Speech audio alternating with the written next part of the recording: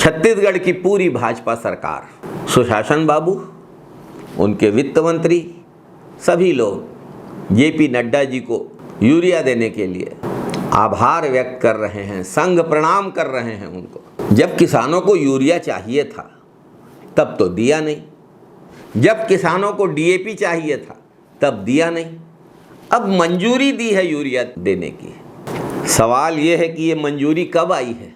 जब धान में गभौट हो चुका है, धान में गर्भावस्था बीत चुकी है। इस मंजूरी के बाद यूरिया कब आएगा छत्तीसगढ़? और ये जो यूरिया आएगा, ये कितना यूरिया किसानों को सोसाइटी से मिलेगा और कितना यूरिया ब्लैक मार्केटिंग के लिए दुकानों को दे दिया जाएगा? कितना यूरिया ब्लैक मार्केटिंग के लिए काला बाजारी करने वालों को सौंप दिया जाएगा?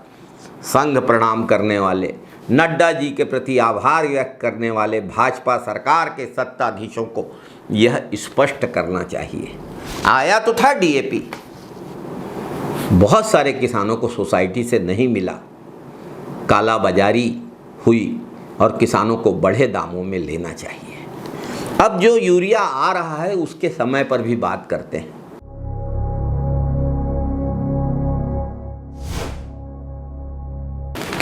नमस्कार साथियों, जो हमारी धान की पुरानी परंपरागत किस्में होती थी, गुरमटिया, बंगला, सफरी, इन किस्मों में गभौट उस समय शुरू होता था जब दिन और रात बराबर हो जाते थे। लेकिन जो धान की बौनी किस्में आई हैं, ज़्यादातर जिनकी खेती होती है छत्तीसगढ़ में, उन किस्मों में गभौट निश्चित समय में होता है। जैसे धान की जिस किस्म की फसल की अवधि 120 दिन होगी, 60 दिन में उसका गभौट हो जाएगा। धान के जिस किस्म की अवधि जैसे सरना 130-135 दिन की होगी, उसका 70 और 75 दिन में गभौट होगा।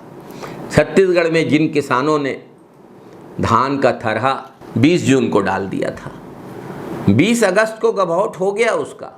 तो धान का गभौट हो जाने के बाद अगर उसमें यूरिया डाला जाता है, फूल तो आ गया धान में, बाली की साइज तय हो गई। इसके बाद अगर हम यूरिया डालते हैं तो भूरा माहू आता है, केवल हरियाली बढ़ती है, लेकिन किसान को कूट में कोई फायदा नहीं मिलता। किसान भाइयों, ये जो यूरिया देने का फैसला नड्डा जी ने लिया है और अभी तो मंजूरी दी है, यूरिया आएगा, बटेगा, समय लगेगा।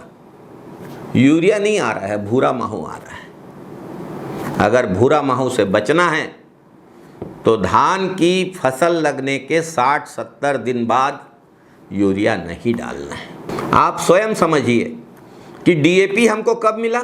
बोआई, रोपाई, ब्यासी खत्म होने के बाद। और यूरिया कब दे रहे हैं? जब गभौट हो चुका है धान का तब। जिन्होंने देर से बोनी की, देर से थरहा दिया, वे यूरिया डाल सकते हैं। लेकिन जिन किसान भाइयों ने समय पे काम किया या जल्दी काम किया, उनके लिए अब यूरिया की आवश्यकता नहीं है।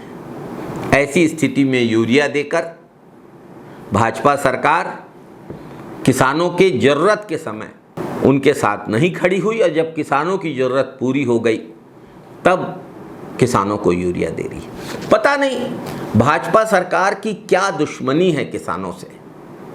गर्मी का धान 3100 रुपये में लेंगे कहते हैं, लेते नहीं, और जब गर्मी का धान किसान बेचने के लिए आते हैं, ठीक उसी समय बाज़ार में सरकारी धान नीलामी के लिए निकाल देते हैं। किसानों को बाज़ार में जो 2700-2800 मिलता है वो भी नहीं मिलता, 1400-1500 रुपये किसान का दाम हो जाता है, आधा हो जाता है। आपने वादा तो 3100 का किया था। जब हमें बुआई के लिए, रोपाई के लिए, ब्यासी के लिए डीएपी लगता है तब आप नहीं देते। यूरिया गभौट के पहले डालना होता है, आपने यूरिया नहीं दिया। किसान ब्लैक मार्केट से यूरिया, डीएपी लेने को मजबूर हुआ। किसान की फसल कम आएगी। अगर भाजपा ने तय कर लिया है कि किसानों को लात मारना ही है, तो कम से कम पीठ में मारे, पेट में मत मारे।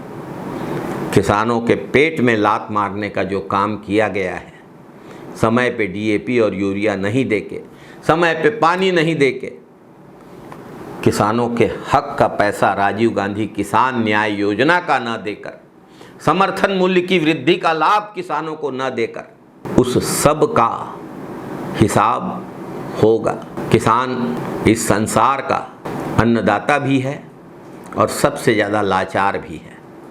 किसान अपनी फसल के लिए वर्षा पर निर्भर करता है। छत्तीसगढ़ में खरीफ में ही धान की ज़्यादातर बोनी होती है।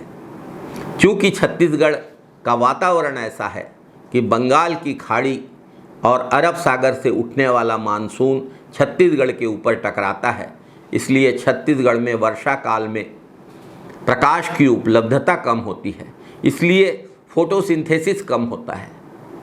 पंजाब, उत्तर प्रदेश जैसे राज्यों में किसान भाई जो फसल प्राप्त करते हैं, यहाँ के वातावरण के कारण उतनी फसल यहाँ के किसान भाइयों को नहीं मिल पाती, लागत ज़्यादा लगती है और इसके ऊपर सरकार की जो मार पड़ रही है किसान भाइयों के ऊपर, बहुत ही दुखद, शर्मनाक। कांग्रेस सरकार के दिनों को आज किसान भाई याद करते हैं।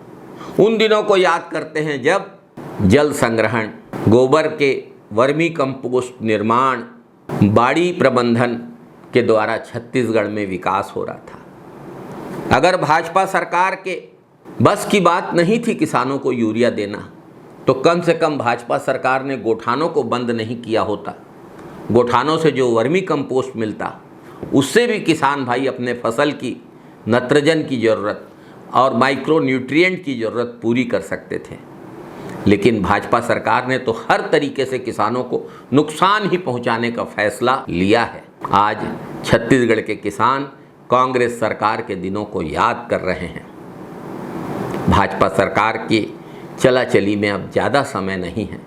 इस सरकार ने फैसला ही ले लिया है किसानों के हितों के खिलाफ काम करने का, व्यापारियों के हितों के खिलाफ काम करने का, मजदूरों के हितों के खिलाफ काम करने का, स्वास्थ्य कर्मचारियों के हितों के खिलाफ काम करने का, अधिकारी कर्मचारियों के हितों के खिलाफ काम करने का।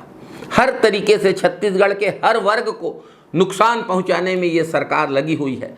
बस्तर के बाढ़ पीड़ितों को मदद भी नहीं पहुंचाती। और सबसे आश्चर्य की बात कि सबके हितों के खिलाफ काम करने के बावजूद ये सरकार सर्वे में भी देश में दूसरे नंबर की लोकप्रिय सरकार बन के सामने आती है।